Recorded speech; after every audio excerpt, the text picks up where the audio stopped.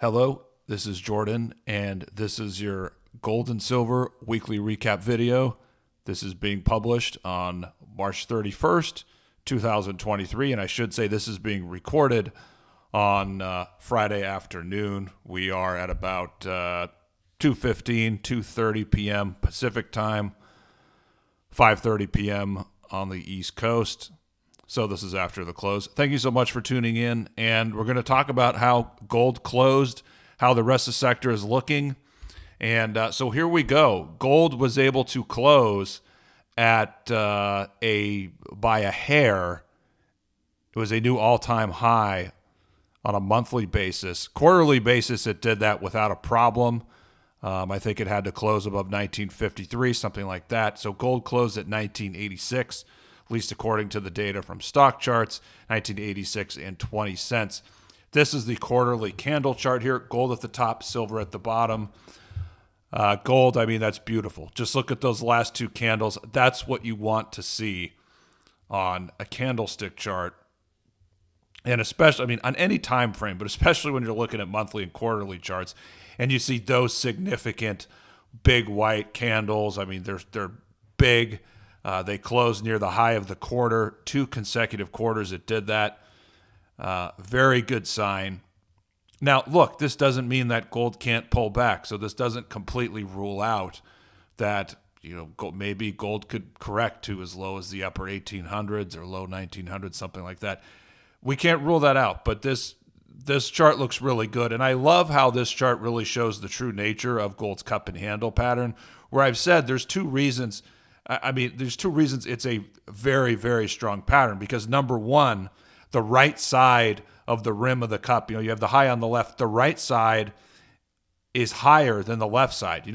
Gold made that high in 2020 higher than the high in 2011. So that signals strength. And then you look at the handle, and for basically 98% of the time, gold held above the 38% retracement, which I think was 1675, 1685, something like that. So those 2 things are an indication of a very strong cup and handle pattern, and that's illustrated on the quarterly chart here as we see gold new quarterly all-time high, and that tells us that over the coming quarters we should look for a big breakout move.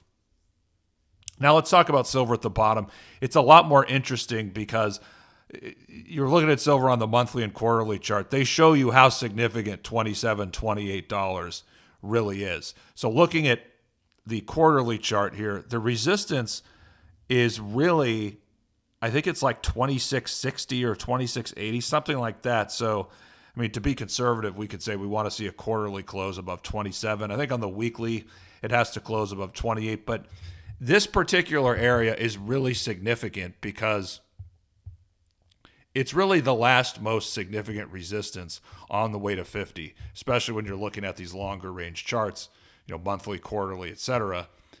Then you also have some resistance in the mid 30s, but it's really, silver, if it's able to get above 27, 28, it's really going to pick up steam. And at the same time, recall an article that I wrote, I think a week or so ago, talking about when does silver really outperform gold, where in a lot of these moves, first you tend to get the breakout in gold, then it's followed a little later by the breakout in silver. So, we're in the process of getting that breakout for gold.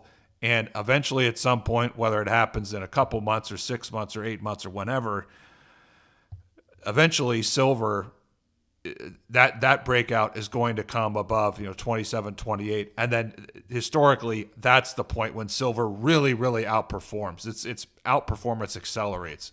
So, that fits in with, it's another thing that fits in with the 27, 28 area being such important resistance. Silver's able to surpass that, then the market's really, really going to be running. But as you can see here on the quarterly chart, that's going to be a task here because that $26, $27, that is very significant resistance. Now, coming in closer to the monthly chart, we can see gold at the above there. Again, by a hair, gold closed at a new monthly all-time high. I think the previous high was 1985.80. So we're talking about less than $1 an ounce. So, you really have to close. I don't know what the rule is. I can't remember what the what the technical analysis textbooks tell you, but I don't know if it's 2% or 3% or whatever. But you can just look at the chart and say, yeah, that's not really a monthly breakout. I mean, technically it is, but you probably need to see a close above 2,000 on a monthly basis to determine, or at least definitively say, yes, that was a monthly breakout. So there's that. And I mean, we're also going to, the weekly chart will look a little bit similar. We'll get to that next. Now, looking at the bottom, again, silver's a lot more interesting. I mean, there's more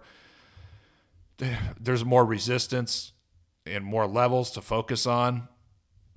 And so here, looking at the monthly chart, we can see where all those arrows are, $20 to $21 over the last 15 years. That's been significant resistance and significant support. So what I like here is if you look at the last 2 months, you had the nasty February, but that was able to bottom above $20.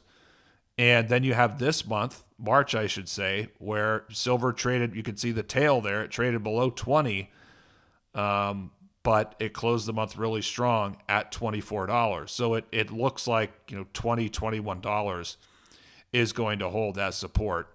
And here, looking at the resistance on a monthly basis, it is, what is that, 27 and a half or so. Although if you look at where it closed in, I want to say August 2020, it looks like the monthly close was probably around $28. So similar to the weekly, silver's going to have to deal with that, as well as here, 24 and a half, 25.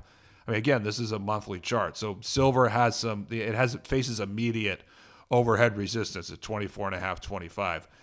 Whereas at the same time with gold, there is still going to be some resistance here around, 1985, maybe 2000.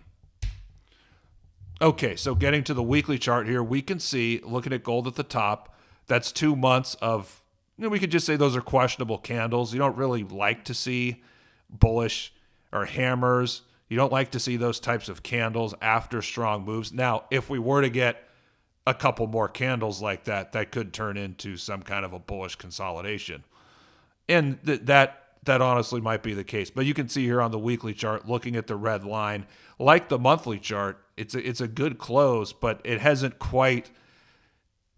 Again, I think this is the second highest weekly close ever, but it just hasn't quite really pulled away from that 1985. A close above 2,000 would have been more significant, would have been more definitive. So you don't quite have that yet. Looking at silver, so silver has been outperforming. You look at the last 2 weeks, you have 2 clear white bullish candles for silver. You have 2 dojis for gold. So silver is outperforming, which means maybe silver is going to be able to get up to that first level resistance around 24 and a half. It also has more resistance at, call it 26 and a half. So if gold is able to show any follow through here over the next week or two, perhaps that will pull up silver to $26. At least that's what I'm thinking. And silver right now is still outperforming gold. So we don't need to see, again, in the very short term here, we don't need to see gold go to 2,200 at this point for silver to get to 26. I mean, it looks to me like if gold can go above 2,000, then silver probably has a shot to get to 26. But silver's got to face that initial resistance around 24 and a half. Okay, so finally looking at the stocks, I did do a video a couple days ago talking about the bread thrust, and I used the 15 and 25 day rate of change for the advanced decline line in GDX to measure those bread thrusts. We did trigger one on 15 days, but we have not yet triggered one on 25 days. So that will take more time for that to be confirmed or not. Maybe it won't confirm. So as far as the bread thrust, we're halfway there. But it remains to be seen if it could do it on a 25-day basis. Again, listen, if gold in the next week or so is able to push above 2,000, it's probably going to run to 2,100. Then you're going to see that second bread thrust, and it's going to be really bullish for the sector, at least in the short term. So, I mean, at some point, whether it happens in the next week or two or a month or two, I think we're going to get that full bread thrust on both of those time frames. Looking here at the miners, So GDX coming up pretty close to that January resistance around 33. Same for GDXJ. Has a little bit more upside. I mean, it closed below 40, but yeah, I mean, it could go to 40 or $41. SILJ, it's been lagging, but it's been performing better in the last week. Closed at 11.12. That has resistance just above 11.50, a little bit higher than that. So we'll see. Again, if gold has another little push to the upside, you'll see more short-term strength there in the stocks. But look, I mean, medium, intermediate term, this market is setting up for a huge move higher. It's in really good shape. And so if, gold were to start a correction next week and it, lasts a couple weeks or even a month or beyond that, I don't think it's going to change the fact that this market is setting up beautifully for a huge move higher over the next 12 to 18 months. That's where we're at. Thank you so much for tuning in. Hope you had a good week. Hope you have a great weekend. And I'll talk to you guys again next week.